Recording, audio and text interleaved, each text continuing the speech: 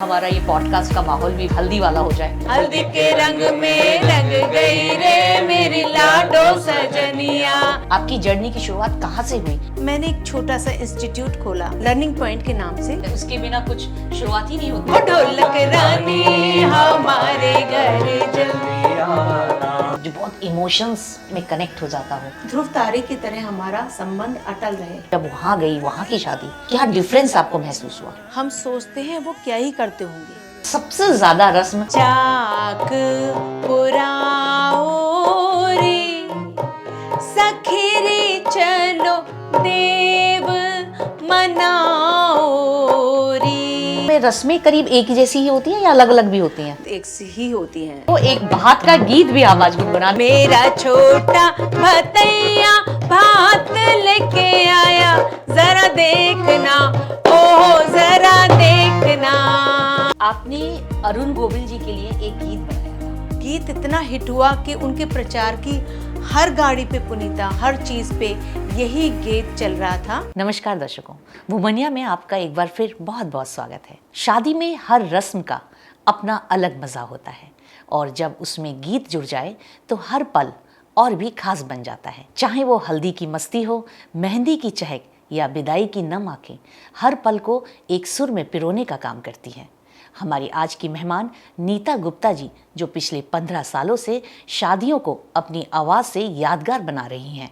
चलिए जानते हैं उनके जीवन की वो यात्रा जहां सुर और संघर्ष साथ साथ चले। नीता जी, आपका हमारे स्टूडियो में बहुत बहुत स्वागत है। थैंक यू पुनीता। तो मुझे लग रहा है महफिल है, तो आपकी पूरी टीम आज स्टूडियो में है। तो ढोलक पे अनिकेत जी हैं और नवीन जी हैं हारमोनियम पे। तो आपकी टीम का और आपका बहुत बहुत स्वागत है हमारे स्टूडियो में। हाँ, थैंक यू। तो सबसे पहले किसी भी कार्यक्रम की शुरुआत गणेश वंदना के बिना अधूरी होती है। तो मैं चाहती हूँ क्यों ना उसकी शुरुआत से ही हम शुरू करें। बिल्कुल जी, गणेश जी के मना के हम चलते हैं आगे की तरफ। जय गणपति वंदन गणनायक, तेरी छवि अति सुंदर सुखदायक। जय गणपति वंदन गणनायक, जय गणपति वंदन गणनायक, तेरी छवि अति सुंदर सुखदायक, तेरी छवि अति सुंदर सुखदायक। जय गणपति वंदन गणनायक, जय जय गणपति वंदन गणनायक। क्या बात है। और पुनीता, आपने कहा किसी भी चीज की शुरुआत, तो जी शादी ब्याह के कार्यक्रमों की तो शुरुआत में ढोलक पुजाई गीत भी बड़े जोर का होता है। अच्छा जी, क्या बात है, उसके बिना कुछ शुरुआत ही नहीं होती। नहीं नहीं, तो 2 लाइनें उसकी भी सुनाती हूँ जी। ढोलक रानी हमारे घर जल्दी आना, वो ढोलक रानी हमारे घर जल्दी आना, टीके पे आना सगाई पे आना, टीके पे आना सगाई पे आना, ढोलक रानी भात भरने भी आना, ढोलक रानी हमारे घर जल्दी आना। तो ढोलक का भी आह्वान हमने कर दिया और आपके घर में ढोलक बज भी गई है। क्या बात है, मजा आ गया। लेकिन मुझे लगता है आज का पॉडकास्ट बहुत अच्छा जाने वाला है, और क्योंकि हम नीता जी से बहुत सारी बातें करने वाले हैं। तो नीता जी, मुझे लगता है कि आपकी एक जर्नी की शुरुआत, जैसे आप एक हाउसवाइफ थी जी, और आप इस फील्ड में कैसे आई, आपकी जर्नी की शुरुआत कहाँ से हुई, मैं चाहती हूँ दर्शकों को आप बताएं। हर किसी को मुकम्मल जहां नहीं मिलता, वो पंक्तियां हैं। तो ऐसे ही हर एक की जिंदगी में कभी ना कभी कोई ना कोई चुनौतियां आती हैं। चुनौतियों का सामना करते हुए मैंने एक छोटा सा इंस्टीट्यूट खोला लर्निंग पॉइंट के नाम से, जहाँ पे बच्चों को एक ही छत के नीचे रह के ड्राइंग, डांस, और उस टाइम में ऐसा समय था वो आज से 18-19 साल पहले का, कि अलग अलग क्लासेस होती थी। इतने ये हॉबी क्लासेस, समर कैंप्स इतने होते नहीं थे। तो एक ही छत के नीचे वो सारी विधाएं सीख सकें कि आर्ट, ड्राइंग, डांस वगैरह, उसका मैंने एक इंस्टीट्यूट बनाया। तो वहाँ से मेरा जुड़ाव संगीत से हुआ। कोई मैं संगीत ट्रेंड नहीं हूँ, मैंने कोई संगीत सीखा नहीं है ऐसे प्रॉपर जिसे कहते हैं शिक्षा, कोई मेरा फील्ड नहीं था, कोई मेरी फैमिली में इस तो मुझे बैकग्राउंड आपने से जैसे नहीं था। बताया था शायद आपने किसी को सिखाने के लिए या कुछ करने के लिए शायद घर पे बुलाया था। जी जी जी जी। तो मैंने बच्चों को सिखाने के लिए अपने मोहल्ले के बच्चों को इकट्ठा किया सबसे पहले ऐसे ही हुआ करता था हमेशा। और फिर अपनी बेटियों को और आसपास के बच्चों को धूप में दूर दूर ना जाना पड़े, तो एक म्यूजिक की टीचर, एक ड्राइंग की टीचर, इस तरह से कराया। तब मुझे जुड़ाव संगीत से हुआ। ये लर्निंग पॉइंट को फिर मैंने प्रॉपर एक इंस्टीट्यूट की तरीके से इसको अच्छी जगह तरह से बनाया। 10, 12, 15 साल मैंने उसको रन किया। तो उसी से ही मेरा डेवलपमेंट एज ए मतलब संगीतकार कह लीजिए, म्यूजिशियन या सिंगर या एक इवेंट ऑर्गेनाइज करने वाला, एक पता नहीं कैसे डेवलप होता चला गया उसमें से धीरे से जी। अच्छा, जैसे आपने मुझे बताया कि आप संघ से कनेक्टेड थी, जी। तो संघ में आप कैसे जुड़ी? मतलब इतना सारा काम आप कैसे मैनेज कर लेती हैं? और संघ से जुड़ के आपको कोई ऐसा वाकया, कोई ऐसी बात कोई याद है कि आप कैसे जुड़ी और क्या आपने कुछ इवेंट कुछ किया था? हाँ पुनीता जी, ऐसा था कि एक विद्योत्मा विचार मंच करके एक केशव भवन पे एक संघ का एक अनुषंगिक संगठन था। वहाँ गोष्ठियाँ हुआ करती थी जब महिलाओं को बुलाया जाता था। एक गोष्ठी में उन्होंने मुझे भी बुलाया, तो मैं बुलाया, तो वहाँ जाके मुझे बहुत अच्छा लगा। और जब उस समय मैं घर से बाहर कभी कदम रखा नहीं था, कुछ करा भी नहीं था, ये लर्निंग पॉइंट वगैरह भी तब तक शुरू नहीं हुआ था। तो उसके बाद मैं वहाँ गई, मुझे तब महसूस हुआ कि चरित्र निर्माण की जो ये बात करते हैं, व्यक्तित्व निर्माण की बात, वो सचमुच में उसका जीता और जागता उदाहरण मैं हूँ। मंच संचालन करना और वंदे मातरम गाना, सरस्वती वंदना गाना, शुरुआत इससे हुई जो आत्मविश्वास और आत्मबल और कहते हैं ना स्व का गौरव, वो सबसे बड़ी बात सिखाते हैं कि जो आपके पास है, आपके जो धरोहर है, राष्ट्रीयता है, उसका गौरव करना मुझे वहाँ से आया। और तभी मैंने ये गाने को, तो मैं ये शाम मस्तानी भी गा सकती थी, पर मैंने अपने पारंपरिक संस्कृति को क्यों चुना? क्योंकि मेरा जो विजन था वो वहाँ से होकर गुजरता था, जिसमें कि देश, समाज, संस्कृति निहित है। तो आपका बचपन जो है वो कहाँ बीता? मैं बुलंदशहर की बेटी हूँ। ये पश्चिमी उत्तर प्रदेश में ही, मेरठ से थोड़ी दूर पे ही एक शहर है। अच्छा। वहाँ मेरा बचपन बीता। तो नीता जी, ये तो बहुत ही अच्छी कनेक्टिविटी है कि आपने मतलब पूरी तरीके से संघ के साथ आपने कार्य किया और इतना समझा उसे। कोई ऐसा गीत जो आपको बहुत प्रिय हो, जो आप गुनगुनाना चाहेंगे आज? जी, यूँ तो संघ का हर गीत ही दिल को छू जाता है और अपने देश और देश की मिट्टी से जोड़ता है। बस एक गीत की मैं कुछ लाइनें आपको सुनाती हूँ। जी। भारत माता तेरा आंचल, हरा भरा धानी धानी। भारत माता तेरा आंचल, हरा भरा धानी धानी। मीठा मीठा चमचम करता तेरी नदियों का पानी। मीठा मीठा चमचम करता तेरी नदियों का पानी। भारत माता तेरा आंचल, हरा भरा धानी धानी। वाह, क्या बात है, बहुत मज़ा आ गया सुन के। अच्छा, मुझे आपसे एक सवाल और पूछना मैं चाह रही हूँ कि शादी के बाद आपने कभी सोचा था कि एक दिन आप इतने बड़े प्लेटफॉर्म पे गाना गाएंगी? नहीं, बिल्कुल नहीं। ये बात तो सच आपने ठीक पकड़ी कि मैंने सपने में भी नहीं सोचा था कि मैं इस दिशा में बढ़ूंगी और यहाँ तक बढ़ जाऊंगी, क्योंकि कुछ नहीं से और इतना सब कुछ पा लेने में मैं प्रभु की कृपा, बड़ों का आशीर्वाद ही मानती हूँ। अच्छा, एक चीज़ और बताइए मुझे, जब पहली बार आपने गाना गाया था, किस तरीके की आपके अंदर घबराहट थी और आपने क्या गाया था? जब मैं लर्निंग पॉइंट रन कर रही थी, तो वहाँ पे मैं बार बार बच्चों के कैंप के साथ लेडीज़ के भी डांडिया कैंप वगैरह ऑर्गेनाइज करती थी। तो उसमें मेरी एक फ्रेंड बनी रजनी जैन। उनके पोते का फर्स्ट बर्थडे था, तो उन्होंने कहा नहीं नीता जी आप ही को गाना है, आप ही को इसको ऑर्गेनाइज करना है। बहुत समझाया कि भाई मैंने तो टीचर्स रख रखे हैं, मैंने बल उन्होंने कहा नहीं जो करेंगी आप करेंगी। तो मैंने बहुत मेहनत से तैयारी करी, दादी नानी के गाने इकट्ठे करे और उनका कार्यक्रम करा। तब जो प्यार लोगों का और जो सम्मान और ये जो उत्साह मिला, तो मुझे लगा कि ये कितनी सुंदर दुनिया है संगीत की, जो आप खुशी बांटते हैं उसमें आप भी रंग जाते हैं और सामने वाला भी। तो ये तब मेरी शुरुआत इस तरह वो हुई। गाना याद है आपको, आपने कौन सा गाया था? नहीं तब तो वही बच्चों का फंक्शन था, उसमें मैंने पुराने उसमें एक मुझे ध्यान आता है, मुन्ना बड़ा प्यारा मम्मी का दुलारा, मुन्ना बड़ा प्यारा मम्मी का दुलारा, कोई कहे चांद कोई आंख का तारा, मुन्ना बड़ा प्यारा।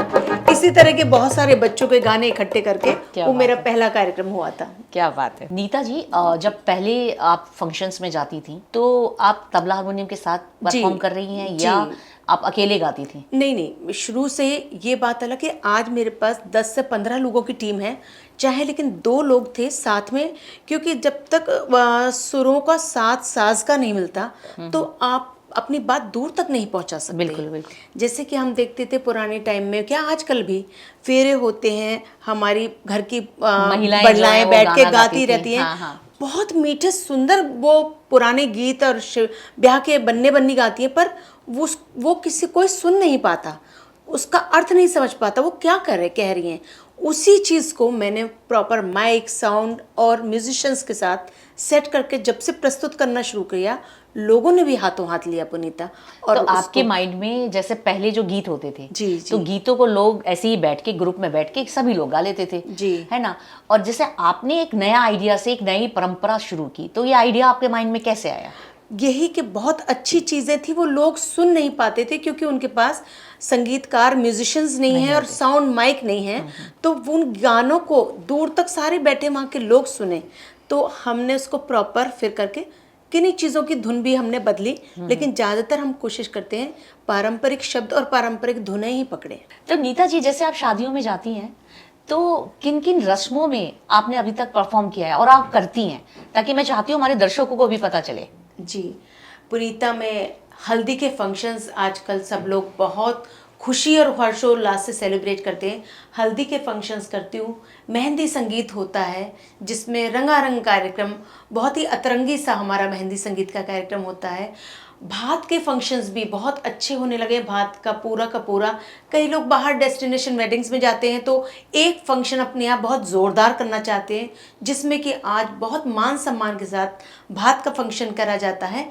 इसी तरह से बहुत सारी चीज़ें हैं शादी से जुड़ी हुई। जो लड़कियों की शादी होती है उसमें गौरी पूजन, लड़के की शादी के बाद जो नई ब्याह के बहू आती है तो बहू स्वागत का भी कार्यक्रम लोग करने लगे हैं, जिसे शाम को रिसेप्शन है, सुबह को वो बहू स्वागत का प्रॉपर एक कार्यक्रम करते हैं। तो इसी तरह के सारे कार्यक्रमों में मैं जाती हूँ। तो दर्शकों, आप भी अपने यहाँ पे शादी में कोई रस्म के साथ संगीत का आनंद लेना चाहते हैं तो दिए गए नंबरों पे आप संपर्क कर सकते हैं। तो नीता जी, आपने इतनी सारी रस्में बताई हमें, जैसे आपने हल्दी बताई, मेहंदी बताई, चाक, और आपने बहुत सारे और भी नाम लिए हैं आपने। तो जैसे मैं आपसे जानना चाह रही हूँ कि आपको सबसे ज़्यादा रस्म कौन सी ज़्यादा पसंद है जिसमें आप अपना पसंदीदा गीत भी गाती हैं? जी, वैसे तो शादी की हर रस्म ही बहुत खूबसूरत होती है, पर आपने कहा है एक, तो मैं बताती हूँ, एक ब्याह लड़की का हो या लड़के का, घर की महिलाएं चाक पूजने जाती हैं कुम्हार के यहाँ। अच्छा। और कुम्हार के यहाँ चाक पूजती हैं और वो संदेश देता है सामाजिक समरसता का। अच्छा। कि मतलब अगर किसी के घर में शादी है, तो किसी के परिवार में शादी है, तो वो शादी का निमंत्रण हर किसी को मिले, हर किसी के यहाँ धन पहुँचे, अन्न वस्त्र पहुँचे, इसीलिए वो चाक पूजने जाते हैं। ये एक रस्म बड़े लोगों ने बनाई हुई है और कुम्हारन को न्योता देकर वो कहते हैं कि हमारे यहाँ शादी है, तुम सकोरे कुल्हड़ सारे बर्तन भेज देना। तो ये मुझे भाव बहुत सुंदर लगता है। इसी से जुड़ा हुआ मैं एक गीत थोड़ा सा आपके साथ गुनगुनाती हूँ। चाक पुराओ रे सखी रे चलो देव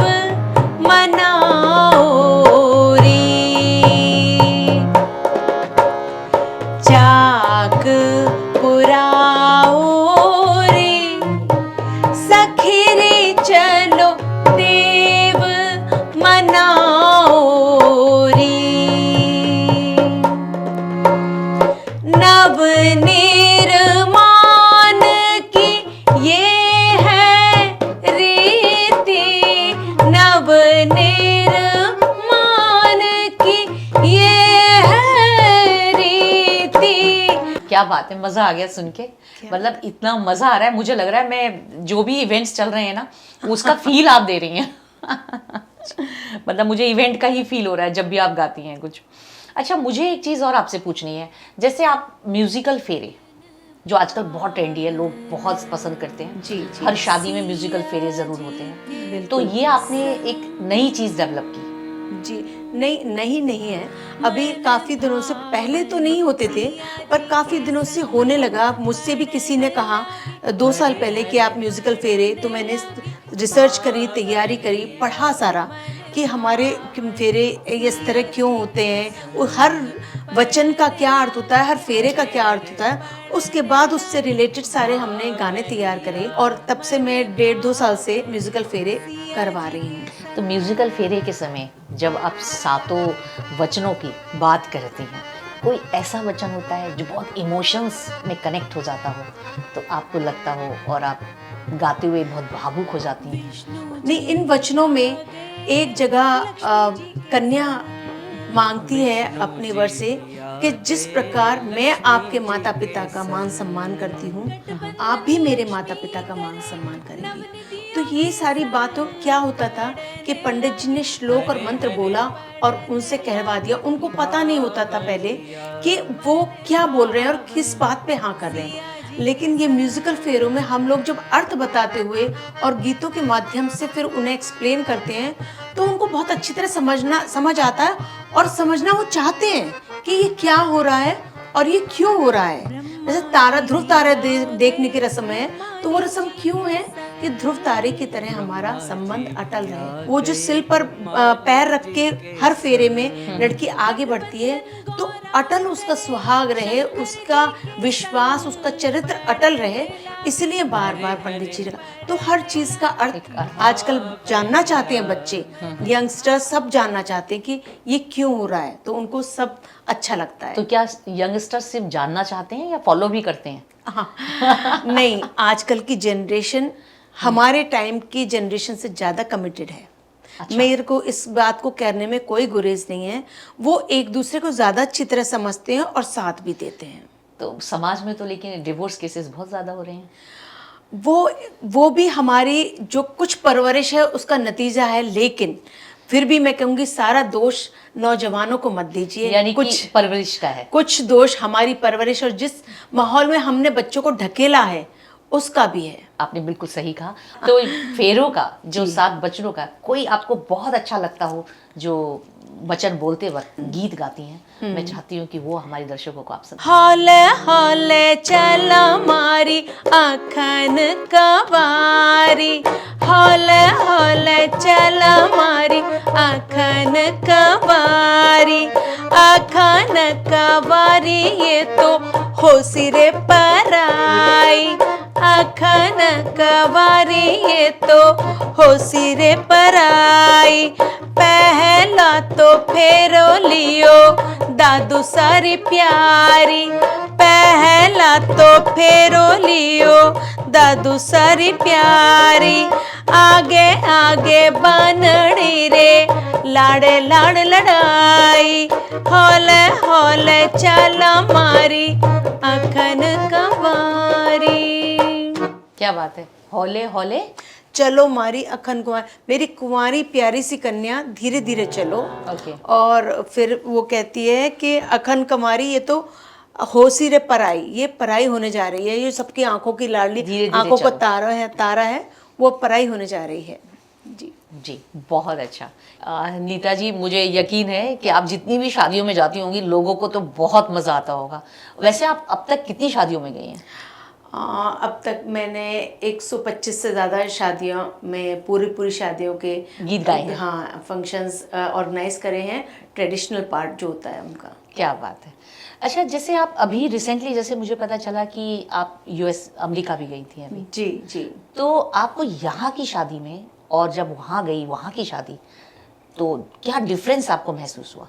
मैं आपको अपना एक्सपीरियंस क्या बताऊं, इतना अच्छा एक्सपीरियंस रहा। विदेशों में जो शादी होती है, हम सोचते हैं वो क्या ही करते होंगे, हमसे ज़्यादा अच्छी तरह उनको हिंदी गाने पता है, हमसे ज़्यादा अच्छी तरह उन्होंने, यहाँ हम एक बार को सोचेंगे चलो एक फंक्शन हम छोटा कर रहे हैं, 5-5 फंक्शन एक शादी में, मेहंदी संगीत, हल्दी, जैसे बिल्कुल हिंदुस्तान उठकर अमेरिका में पहुंच गया हो। हर नेक चार पर वही गीत, उनको सब कुछ वही चाहिए था जो हम अपने हिंदुस्तान में करते हैं, लेकिन और ज़्यादा ऑर्गेनाइज्ड वे में, और ज़्यादा बिल्कुल एक मतलब कहते हैं ना 1 to 1 कट, उनको हर चीज़ उस तरह से। बहुत सुंदर एक्सपीरियंस रहा और बहुत आनंद आया। मतलब जैसी रस्में हम करते हैं वैसे ही बिल्कुल, रस्म वो वहाँ बिल्कुल। करते हैं, और बहुत चाव से। यहाँ तो से, फिर भी हाँ। थोड़ा इग्नोर कर देंगे, लेकिन वो जी, बिल्कुल जी, इग्नोर जी, नहीं करेंगे। बिल्कुल बिल्कुल। ये तो मैं देखती हूँ, मेरे यहाँ पर भी फैमिली में जी। मेरी भांजी की शादी हुई है यूएस में, और वो हर रस्म रीति रिवाज पूरे साल के जो भी त्योहार होते हैं इतने अच्छे से मनाती है ना, मतलब देख के मन खुश हो जाता है। बिल्कुल बिल्कुल। तो बच्चों को मुझे लगता है बच्चे सीख भी रहे हैं, परवरिश भी है बच्चों की, जी। और बच्चे कुछ गलत उस ट्रैक में भी जा रहे हैं, जो हम मुझे लगता है समाज में आने वाले समय पे बहुत गलत इम्पैक्ट होने वाला भी है। बिल्कुल बिल्कुल। तो ये सब चीजें तो एक बार सोचने का विषय है, और मुझे लगता है सबको सोचना चाहिए। बिल्कुल। नीता जी, ये रस्मों का जो खेल है वो भी बड़ा निराला है, मुझे जो बिल्कुल लगता है। सबके शादियों में रस्में करीब एक ही जैसी ही होती हैं या अलग अलग भी होती हैं? अधिकतर 90% एक सी ही होती हैं। थोड़ा बहुत किसी में करने का तरीका थोड़ा बहुत इधर उधर ज़रूर होता है, पर मुख्य रस्म जो होती है वो सारी एक सी ही होती है। अच्छा, ये जो भात की रस्म होती है, भात की रस्म सभी में होती होगी मुझे लगता है। हाँ, एक्चुअली मेरा मूव तो ज़्यादातर बनियों जैनियों में ज़्यादा रहता है, जी। तो बिल्कुल भात की रस्म और बड़ा शौक से भात का। तो जितने फंक्शन मैं देखती हूँ अभी तक देखे हैं, मैंने भात के रस्म बहुत ही अच्छे से निभाते हुए लोगों को देखा जी है। जी जी जी। तो मैं चाहती हूँ उसके बारे में आप कुछ बताएं दर्शकों को, और एक गीत भी मैं चाहूंगी जो आपको बहुत पसंद है, वो भी आप गुनगुनाएं। जी, मुझे ऐसा लगता है कहीं ये लिखा तो नहीं हुआ कि भात की रस्म क्यों होती है, पर ये ज़रूर मैंने अनुभव किया है कि पुराने ज़माने में बेटियों को ब्याहने के बाद काफ़ी दिनों तक, सालों तक उनसे संपर्क नहीं रहता था। बहुत दूर दूर होती थी, साधन भी कम थे, कम्युनिकेशन के वो भी कम थे। तो जब बेटी के घर में ब्याह होता था तो अपने पीहर वालों को बुलाने के लिए भात की रस्म में पहले पुनीता एक बात होती है कि पहले बेटी भात नौतने अपने पीहर जाती है। बिल्कुल ठीक है। तो वो उनको अपने भाइयों को निमंत्रण देने, या किसी से कोई मनमुटाव हो गया, कोई बात हो गई, उन सबको दूर करके, या दूरियों की वजह से नहीं संपर्क हो पा रहा, बेटी भात की सूचना देने जाती है कि भात नौतने जा रही हूँ, और पहले तो केवल गुड़ की भेली और कुछ वो बताशे रखकर वो भेज दिया जाता था कि ये भात नौतने। आज भी बहुत जगह यही हाँ, चीजें चलती हैं। जी जी जी, अभी भी चलती हैं। और फिर भाई का दायित्व, तो उसने अगर वो बुड़ की भेली ले ली, पकड़ लिया और उसको भात नौतना स्वीकार हो गया, तो उसका दायित्व होता कि वो भात लेकर जो फेरों पे पहनने वाली साड़ी है, बिछुए हैं, पायल है, वो सभी सामान, या जिसके यहाँ जो परंपरा है वो लेकर वो आते हैं। और तो भात लेकर जब भाई आता है तो बहनें भी उसके स्वागत में आजकल ये समझ ली पलक पावड़े, हाँ, पूरे पलक पावड़े बिछा देती हैं। वो भी अपना पूरा जलवा दिखाती है बहन भी कि क्या है। तो एक भात का गीत भी आवाज गुनगुना दें हमारे दर्शकों के लिए। जी। मेरा छोटा भतैया भात लेके आया, जरा देखना, ओहो जरा देखना। मेरा छोटा भतैया भात लेके आया, जरा देखना, ओहो जरा देखना। टीका भी लाया भैया, बिंदिया भी लाया, टीका भी लाया भैया, झूमर भी लाया, किल्फों की जोड़ी हवा में उड़ी जाए, जरा देखना, ओहो जरा देखना। मेरा छोटा भतैया भात लेके आया, जरा देखना, ओहो जरा देखना। क्या बात है, भाई बहन के रिश्ते भी बड़े निराले होते हैं। आपसे एक सवाल और पूछ ही डालूं मैं, बिल्कुल। हल्दी से रिलेटेड कि अच्छा। हल्दी की रस्म क्यों मनाई जाती है? अब पुनीता आप ही देखो, हम जरा सा भी कहीं जाते हैं तो कितना साज श्रृंगार और अपने तैयारी के साथ जाते हैं। तो शादी तो इतना बड़ा उत्सव है जीवन का, तो कहते हैं ना कि उसकी तैयारी के लिए पहले ज़माने में पार्लर्स तो थे नहीं, तो ये रस्म बना दी गई कि हम, और उसमें हल्दी अब लगाई किस किस चीज़ से जाती थी, उसमें दही होता है, हल्दी होती है, सरसों का तेल, इस तरह की चीज़ों से परिवार वाले आके शगुन के तौर पर उन्हें करते हैं तो लगानी ही पड़ेगी, और वही उस समय का रिवाज था। और कई लोग कहते हैं कि उसमें 7 तरह की सकोरियों में 7 चीजें रखी जाती हैं, और नवग्रह की भी पूजा में माना जाता है। कई मान्यताएं हल्दी को लेकर, लेकिन मुझे तो लगता है वो उस टाइम का वो स्पा था या फेशियल था, या कुछ भी कह सकते हैं। स्किन केयर थी, तो ये बात है। हल्दी की रस्म में मज़ा बहुत आता है लेकिन। बहुत बहुत। तो मैं चाहती हूँ कि आपको तो मज़ा आता ही होगा क्योंकि आप उस माहौल में रहती हैं। जी तो बिल्कुल। मैं चाह रही हूँ आज का हमारा ये पॉडकास्ट का माहौल भी बहुत मस्त हल्दी वाला हो जाए। तो एक गीत, मुझे लगता है मस्त वाला गीत हो जाए। जी बिल्कुल। हल्दी के रंग में आइए, आपको भी रंगते हैं हम आज। हल्दी के रंग में रंग गई रे मेरी प्यारी सजनिया, हल्दी के रंग में रंग गई रे मेरी लाडो सजनिया, हल्दी के रंग में रंग गई रे मेरी लाडो सजनिया।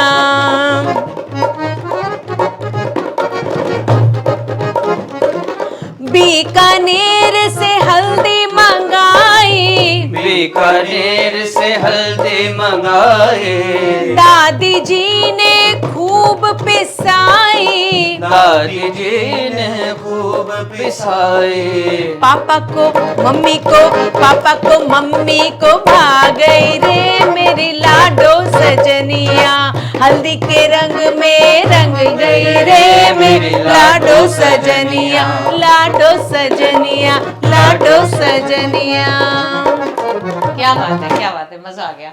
शादी की जितनी भी रस्में होती हैं ना, जी, वो जी। सब बहुत ज़्यादा ज़रूरी होती हैं। बिल्कुल। उसी में से एक रस्म है मेहंदी, जी जी। जिसकी पूरी तैयारी चलती है, सारे रिश्तेदार होते हैं और वो भी मेहंदी लगाते हैं। जी। तो क्या उसका भी कोई गीत आप हमें सुनाएंगी? हाँ बिल्कुल। बस मैंने खुद ऑब्जर्व किया है कि आजकल मेहंदी लगने में भी बहुत बहुत समय लगता है। जी। अब वो लड़की जिसकी शादी है, दोनों हाथों में मेहंदी लगा रही है, उसका मन लगा रहे हैं, इसलिए संगीत का भी इंतज़ाम सब लोग करने लगे हैं, और उसमें परिवार के लोग परफॉर्मेंस भी रखते हैं। मेहंदी संगीत का भी पूरा को पूरा एक इवेंट, एक फंक्शन होता है। अब तो सभी पूरी शादी हाँ, भी एक इवेंट है। एक शादी भी इवेंट है, और हर फंक्शन, भी एक हर इवेंट रस्म है। भी एक इवेंट इवेंट है। है, बिल्कुल। तो उसको बहुत खूबसूरती से सब करना चाहते हैं, क्योंकि सबका मन होता है कि हमारे यहाँ की शादी यादगार हो जाए।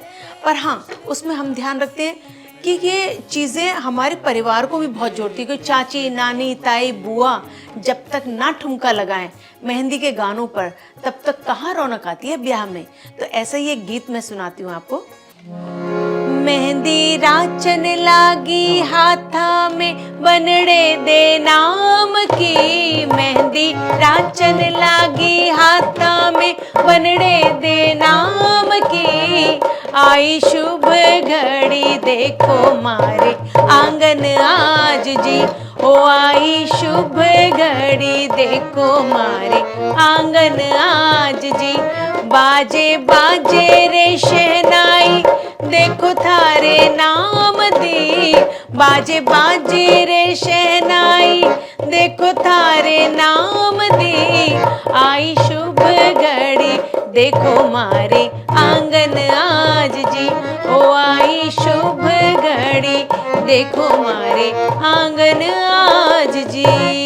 इस तरह के गीतों पर चाची, ताई, नानियाँ जब नृत्य करती हैं, डांस करती हैं, तो बिटिया रानी को बहुत अच्छा लगता है कि देखो मम्मी ने, चाचियों ने मिलके मेरे लिए ये डांस तैयार किया। बिल्कुल। तो मन को छू जाती हैं ये बातें। बहुत ही मज़ा आता है जी। और फैमिली के बिना तो कोई फंक्शन ही नहीं होता। बिल्कुल बिल्कुल। नीता जी, ये तो जी। हम कितनी रस्मों के बारे में बात कर चुके हैं आज, मेहंदी, जी। हल्दी, म्यूजिकल फेरे, सब के बारे में। जी। एक रस्म होती है मंडा की रस्म, जी बिल्कुल। तो मैं चाहती हूँ वो क्या होती है, वो हमारे आप दर्शकों को बताएं। पुनीता जी, इतना बहुत ही अच्छा आपने एक प्रश्न किया है। ये एक हमारा भारत का दर्शन है जो 4 चीजों पर आधारित है। धर्म, अर्थ, काम, मोक्ष। मंडे में 4 सरैया ली जाती हैं। सरैया होते हैं ना, वो कुल्हड़ जैसे मिट्टी के बने होते हैं, उनको एक के ऊपर एक रखते हैं तो और उनको एक धागे में पिरोते हैं। तो सबसे नीचे वाली मढ़ई का मुंह जो है नीचे की तरफ होता है, जो प्रतीक है धर्म का। तो हमें जीवन में धर्म, दान, पुण्य खूब करना चाहिए और अपने को उतना हम्बल रखना चाहिए कि हम नीचे रहें। धर्म, अर्थ और काम। अर्थ और काम वो 2 सरैया आपस में बंद रहती हैं, बीच वाली। तो अर्थ आपकी जो कमा रहे हैं, कर रहे हैं, और काम, ये दोनों गुप्त रखने वाली चीजें, किसी को बताने की, प्रचार की नहीं है। तो वो मढ़ैया आपको बताती हैं कि ये बंद है। चौथी होती है ऊपर की तरफ मुंह करे हुए सरैया। तो वो होती है मोक्ष का प्रतीक, कि आप सारी चीजों से गुजरते हुए आप मोक्ष को प्राप्त करें। इस तरह से समझते हैं तो वो आप नए जीवन में जब प्रवेश करते हैं तो दरवाजे पर दामाद या फूफा जी वो उन सरैयों को लगाते हैं, जिसे कहते हैं मढ़े की रस्म। और ये बहुत ही महत्वपूर्ण है, इसका अर्थ भी बहुत ही गूढ़ है।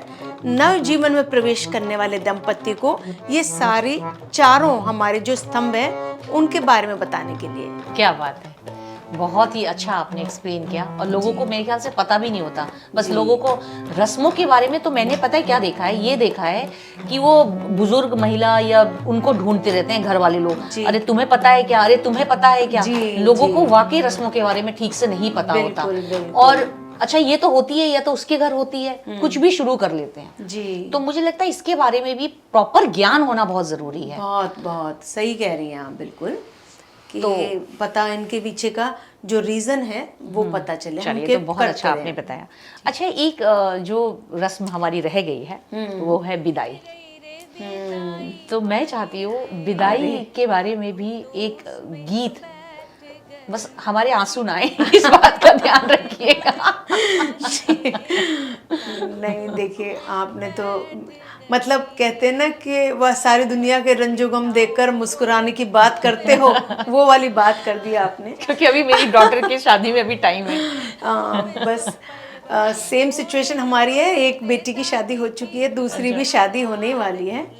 पर बहुत सुंदर, लेकिन आजकल तो लड़कियां विदा होती ही नहीं है। हाँ, ये बात ठीक कह रहे हैं। विदा नहीं होती, वो तो घर पे ही रहती है। काफी ट्रेंड बस चीजों का चेंज हो गया। और मैं तो बार बार कहती हूँ, जो भी समाज में परिवर्तन हो रहा है उसमें हम युवा बच्चों को बिल्कुल दोष नहीं दे सकते। दोष हमारा है। लेकिन क्या है कि ये जो चीजें डेवलप हुई है ना जी, एक जो घर डेवलप नहीं हो पा रहा है, हाँ, उसके पीछे एक ये बहुत बड़ा रीजन है कि लड़की विदा होके भी वो अपने घर की ही रहती है, मायके की, यानी कि बेसिकली मतलब ये जो रस्म वो अपना नहीं पा रही है ससुराल को, क्योंकि इधर फैमिली नहीं छोड़ रही ना। हाँ। फोन नहीं छोड़ती, फोन हाँ। पे लगे रहो, वीडियो कॉल पे रहो, मम्मी नहीं छोड़ती पूरा। अभी आपने कितनी अच्छी अच्छी बातें बताई, रस्मों के बारे में बताई कि रस्म की, और आपने बताए म्यूजिकल फेरे के बारे में आपने बताया। क्या मैंने इसलिए आपसे सवाल पूछा था, क्या इसको फॉलो करते हैं लोग? अगर फॉलो करेंगे तो शायद ये प्रॉब्लम ही नहीं आएगी। अब उनको ये नहीं पता कि क्या चीज हमें हिडन रखनी है और क्या बतानी है, क्या नहीं बतानी है। मेरी घर की, पहले घर वाले क्या सिखा के भेजते थे, आप बताइए। पहले फैमिली बस अपने घर की बात अपने तक रखना, बाहर नहीं आनी चाहिए। लेकिन अब ऐसा नहीं, अब तो वो हर घंटे फोन करके मम्मी पूछती है क्या हुआ।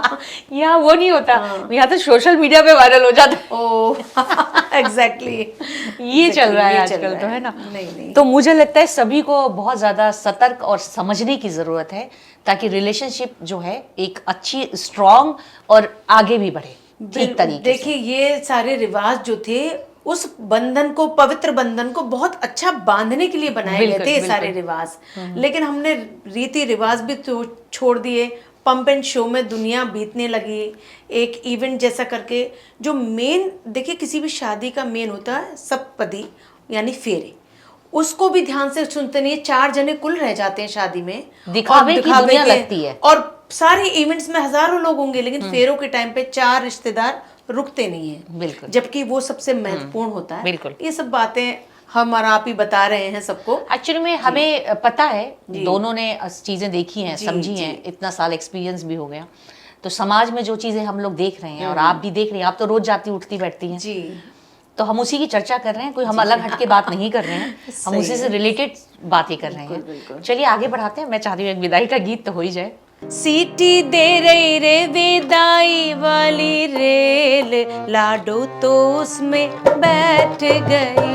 वो सीटी दे रही रे विदाई वाली रेल, लाडो तो उसमें बैठ गई। चाचा रोवे ताऊ रोवे, रोवे सब परिवार। चाचा रोवे ताऊ रोवे, रोवे सब परिवार। हो रही रे दादी की आँखियाँ लाल, लाडो तो उसमें बैठ गई। सीटी दे रही रे विदाई वाली रेल, लाडो तो उसमें बैठ गई। क्या बात है, मजा आ गया। चलिए, ये तो सारी रस्मों की हमने आज बातें कर ही ली। जी मुझे आपसे कुछ और भी बात करनी है। बिल्कुल। आपने अरुण गोविल जी के लिए एक गीत बनाया था। जी जी जी। तो वो अनुभव आपका क्या है? देखिए, और वो किसके लिए आपने बनाया था, कब बनाया था? हाँ, जब ये लोकसभा का चुनाव था और जो रामायण धारावाहिक के जो मेन किरदार थे, राम का जिन्होंने किरदार निभाया था, अरुण गोविल जी को, वहाँ से मेरठ से हमारे लोकसभा क्षेत्र से उनको टिकट मिला। तब क्योंकि मैं भारतीय जनता पार्टी की क्षेत्रीय संयोजक हूँ सांस्कृतिक प्रकोष्ठ की, तो मुझे जिम्मेदारी मिली उनके प्रचार के लिए गीत बनाने की। तो हमने ये गीत मैंने एक मेरठ के ही एक कवि हैं उनसे लिखवाया, स्वरबद्ध किया, और ये गीत इतना हिट हुआ कि उनके प्रचार की हर गाड़ी पे पुनीता, हर चीज़ पे यही गीत चल रहा था। अच्छा। और उनको भी बहुत अच्छा लगा। अभी रिसेंटली मेरी उनसे मुलाकात हुई और बहुत ही अच्छी और सुंदर शख्सियत है उनकी, और मेरठ के लिए बहुत विकास का काम कर रहे हैं वो। तो मुझे खुशी है कि मैं उनके लिए कुछ कर पाई। क्या बात है। मैं चाहूंगी वो गीत एक बार आप गुनगुना दें। अपनी जन्मभूमि पर करने, अपनी जन्मभूमि पर करने काम आए हैं। अरुण गोविल बन मेरठ की पहचान आए हैं। अरुण गोविल बन मेरठ की पहचान आए हैं। ये तो है सौभाग्य हमारा, अब के राम पधारे हैं। अब के राम पधारे हैं, अब के राम पधारे हैं। अरे क्या बात है, मजा आ गया सुन के। मतलब जी, आप जी। ऑलराउंडर हैं इसका मतलब। अरे नहीं नहीं ऐसा कुछ नहीं, जो काम आता चला गया सामने करते चले गए। तो मुझे लगता है आपकी बुकिंग्स तो जैसे अब नवंबर में वेडिंग शुरू हो जाएंगी। जी जी जी। अब तो नवंबर में ही होंगी मेरे ख्याल से। हाँ तो आपकी तो बुकिंग्स पूरी खत्म हो गई होंगी, चल रही होंगी। नहीं, ऐसा कुछ नहीं है। हाँ, इंक्वायरीज बहुत आ रही हैं। अच्छा। कुछ डेट फिक्स हो गई हैं। अच्छा लेकिन जी, तो क्या प्रोसेस क्या रहता है? मान लीजिए आपका कोई आपको बुकिंग करना चाहे वेडिंग्स के लिए, तो क्या प्रोसेस क्या है, सिस्टम क्या ऑपरेट करता कब है वेडिंग, कहाँ है, उस मेरी डेट्स कंफर्टेबल हैं या नहीं है, और वेन्यू कहाँ है, डेस्टिनेशन वेडिंग है या लोकल में ही है, तो डिपेंड करता है। तो अकॉर्डिंगली फैमिली, मैं ज़्यादातर कोशिश करती हूँ कि मेरी नोन टू फैमिलीज़ हों, उन्हीं में मैं ज़्यादा मूव करूँ। और अगर कोई कांटेक्ट आया तो किसके थ्रू आया है, उसकी भी मैं पूरी इंक्वायरी करने के बाद ही ओके करती हूँ। तो अभी तक जैसे आप इतनी सारी वेडिंग्स आप कर चुके हैं, कहीं आपका एक्सपीरियंस किसी बात को लेके खराब हुआ है या हमेशा अच्छा ही रहा? पूरे मेरे करियर में अब तक इतने 15 सालों में सिर्फ एक वेडिंग ऐसी थी जहाँ पे मुझे थोड़ा सा ऑकवर्ड फील हुआ, जहाँ का मेरा एक्सपीरियंस थोड़ा कम अच्छा था। वरना जो फैमिली का प्यार, अपनापन और जो कांटेक्ट और परमानेंट, मैंने पुनीता आप विश्वास नहीं करोगे, कई फैमिली तो ऐसी हैं जिनकी फैमिली मैंने 5 फंक्शंस, 6 फंक्शन एक ही फैमिली में करे हैं। बिल्कुल ऐसे फैमिली टर्म्स बन जाते हैं। अच्छा। कि उनको लगता है कि बस नीता जी आ गई और इन्होंने संभाल लेना है, हम फ्री हो गए। अरे वाह, एक सवाल मेरे जहन में एकदम से आ गया जी। कि जैसे आप इवेंट्स करते हो, जैसे ये ट्रेडिशनल चीजें होती है रस्मों से जी, रिलेटेड, जी। तो जो यंगस्टर्स हैं तो वो आपके गाने पे, आपके गाना को पसंद करते हैं या वो डीजे की डिमांड करते हैं? नहीं नहीं, बिल्कुल ऑन द कॉन्ट्रेरी, आजकल के यंगस्टर्स कहते हैं कि नहीं नहीं, आप जो गा रही थी आंटी आप वही गाइए, ये बॉलीवुड तो हम सुनते ही रहते हैं।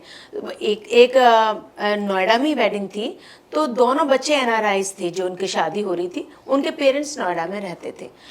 तो थोड़ा मैंने सोचा कि ये लोग बोर हो जाएंगे क्या, लोकगीत या बन्ने बन्नी सुन के। थोड़े से पुराने अच्छे फिल्मी गाने मैंने बीच में उसमें प्लस करने की कोशिश करी। तो तुरंत ने वो जो ब्राइड टू बी थी, जो जिसकी रिचुअल्स चल रही थी, उसने आके कहा नहीं नहीं आंटी, आप वो जो गा रही थी ना सुहाग का गाना, वैसे ही गाने गाइए, हमने कभी नहीं सुने, हमें वो ही सुनना है। तो टेस्ट के ऊपर डिपेंड करता है पुनीता। तो मतलब ये कि बच्चे फंक्शंस में ट्रेडिशनल चीज़ों को ही पसंद करते जी हैं। जी जी मतलब ये जनरेशन हाँ, जो है। हाँ। नीता जी, आज के पॉडकास्ट में बहुत मज़ा आ रहा है और मुझे लगता है हमारे जो दर्शक सुन रहे होंगे जी उन्हें भी बहुत मज़ा आएगा। जी। अच्छा, मैं आपसे एक सवाल और पूछना चाह रही थी। जी। यूट्यूब पे मैंने आपके ऐसे बहुत सारे मतलब गीत सुने हैं जिसमें जैसे आपके शहर के हैं डॉक्टर हरिओम पवार, जी। उनके लिखे हुए गीत और देश के कई प्रसिद्ध कवि जो हैं जी। उनके कवियों के भी आपने गाने जो हैं गीत अपने तरीके से आपने गाए। जी। तो उसके बारे में मैं जानना चाह रही हूँ। अच्छा पुनीता, देखो मैं लाइनें सुनाती हूँ तुमको वैसे ही। गीली मेहंदी रोई होगी छुप के घर के कोने में, ताजा काजल छूटा होगा चुपके रोने में। जब कई बार कवि लोग ऐसी पंक्तियां लिख देते हैं कि जिनके सुनकर हम सिहर जाते हैं, तो मन करता है कि उनको अपनाओ। उनको इस गीत को जब मैंने एक आध बार सुना मंचों पे, डॉक्टर हरिओम पवार जी हमारे शहर के नहीं पूरे देश के ही बहुत बड़े कवि हैं। बिल्कुल। तो फिर मैंने सोचा इसको हम स्वरबद्ध करके अपने तरीके से गाते हैं और लोगों ने इसको बहुत पसंद करा है। क्या बात है, मैं चाहूंगी गुनगुनाएं। हाँ, और शुरू की 2 लाइनें मैं आपको सुनाती हूँ। जिन माथे की कुमकुम बिंदिया वापस लौट नहीं पाई, जिन माथे की कुमकुम बिंदिया वापस लौट नहीं पाई, चुटकी झुमके पायल ले गई कुर्बानी की अमराई, चुटकी झुमके पायल ले गई कुर्बानी की अमराई। उन बेटों की याद कहानी लिखते लिखते रोया हूँ, उन बेटों की याद कहानी लिखते लिखते रोया हूँ। मैं केशव का 5 जन्य हूँ, गहन मौन में खोया हूँ। मैं केशव का 5 जन्य हूँ, गहन मौन में खोया हूँ। गीली मेहंदी रोई होगी चुपके घर के कोने में, ताजा काजल छूटा होगा चुपके रोने में। जब बेटे की अर्थी आई होगी सुने आंगन में, जब बेटे की अर्थी आई होगी सुने आंगन में, शायद दूध उतर आया हो बूढ़ी माँ के दामन में, शायद दूध उतर आया हो बूढ़ी माँ के दामन में। क्या बात है नीता जी, मैं तो सुन के बस, आप अगर आप 2-3 लाइन और गाती तो बस मेरी आंखें ही नम हो जाती और मेरे तो एकदम रोंगटे भी खड़े हो गए आपके गीत सुन के। बिल्कुल। और मुझे जो याद आ रहा है, मुझे ऑपरेशन सिंदूर याद आ गया इसे सुनते सुनते। बिल्कुल, ये सारी चीज़ें ही हमें अपने सैनिकों पे गर्व होना सिखाती है। ये पूरा गीत ही उन सैनिकों, वो तो अभी आपने पूरा सुना नहीं है, आप यूट्यूब पे सुनिएगा। ये सच में उन सैनिकों को जो भारत की रक्षा करते करते अपनी जान दे देते हैं, सर्वोच्च बलिदान करने वालों को ही ये गीत समर्पित है। तो नीता जी, ये तो आपने एक डॉक्टर हरिओम पवार जी की कविता को आपने अपने तरीके से पिरो के गीत सुनाया है। जैसे और भी कवित्री या कवि हैं जिनके आप गीत आपने बनाए हैं? जी हाँ, मैंने डॉक्टर सुभद्रा कुमारी चौहान, राम प्रसाद बिस्मिल, श्याम नारायण पांडे और सुमित्रा नंदन पंत आदि जैसे बड़े प्रख्यात कवियों की जो अमर रचनाएं हैं उन्हें भी स्वरबद्ध किया है। अच्छा। और उसके अलावा हमारे मेरठ के भी 2 कवि हैं, राम गोपाल भारतीय जी और कवि विजय प्रेमी जी, उनके भी गीतों को मैंने गाया है। अच्छा, तो ये सब गाने आपके यूट्यूब पे हैं? जी जी जी। अच्छा, तो हमारे दर्शक अगर सुनना चाहते हैं आपके गीत तो यूट्यूब पे जाके सुन सकते हैं। बिल्कुल बिल्कुल। तो आपका जो अकाउंट है यूट्यूब का, किस नाम से है? नीता गुप्ता के नाम से ही है। नीता गुप्ता के नाम से। आप भी अगर गीत सुनना चाहते हैं नीता जी का तो यूट्यूब पे जाके आप उनका गीत सुन सकते हैं। नीता जी, हमने जो अभी बातचीत की सब सारी रस्में हो गई, सब हमने बात जी, की, बहुत आपने अच्छे से। कविताओं पे भी सुना दिया हमें। तो मुझे एक चीज माइंड में जो स्ट्राइक कर रही है, आपने लोकगीत को ही क्यों चुना? 2 वजह है उसकी। सबसे पहली वजह तो ये है कि आदमी जब गाना शुरू करता है किसी ना किसी सिंगर से प्रभावित होता है। तो मैं आदरणीय स्वर्गीय शारदा सिन्हा जी और पद्मश्री मालिनी अवस्थी जी से बहुत प्रभावित थी।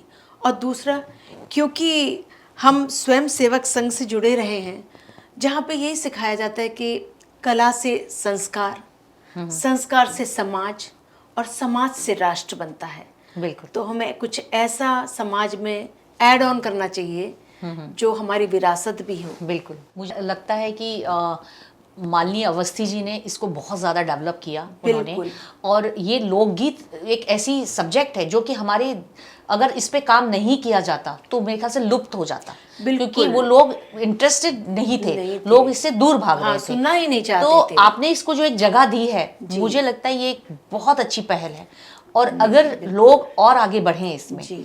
तो क्या वो अपना करियर भी इसको बहुत अच्छे से बना सकते हैं? बहुत से लोग बुला रहे हैं। अब मालिनी जी के सामने आने के बाद उन्होंने जो सम्मान लोक गायन को दिलवाया है, जिसे लोग मतलब कि ना बड़ी बूढ़ी औरतों का गायन समझते थे, उसको जिस मंच पे वो ले गई हैं, आजकल यंग जनरेशन में भी मैं कितने सारे सिंगर्स को जानती हूँ जो लोक गीतों की तरफ बढ़ रहे हैं, बहुत नेम फेम मनी सब कुछ कमा रहे हैं और अपनी संस्कृति का भी संवर्धन कर रहे हैं। बिल्कुल, मुझे आज भी याद है, मैं यूपी न्यूज़ में गेस्ट कोऑर्डिनेटर में थी। ठीक। तो मुझे यूपी के जितने भी पद्मश्री हैं क्लासिकल, उसमें जिन्होंने पद्मश्री मिला है, उनका मुझे बाइट लेके आनी थी, शुभकामनाएं। ओके। उनकी जो कंप्लेंट्स थी सबकी, वो यही थी कि आप सिर्फ इसी के लिए आते हैं, इसके अलावा आप कुछ नहीं करते। मतलब उनकी ये कंप्लेंट्स थी जो मैं आज भी नहीं भूल पाती हूँ। पता है, जितने भी लोगों के साथ मैं मिली हूँ, सबकी यही कंप्लेंट थी।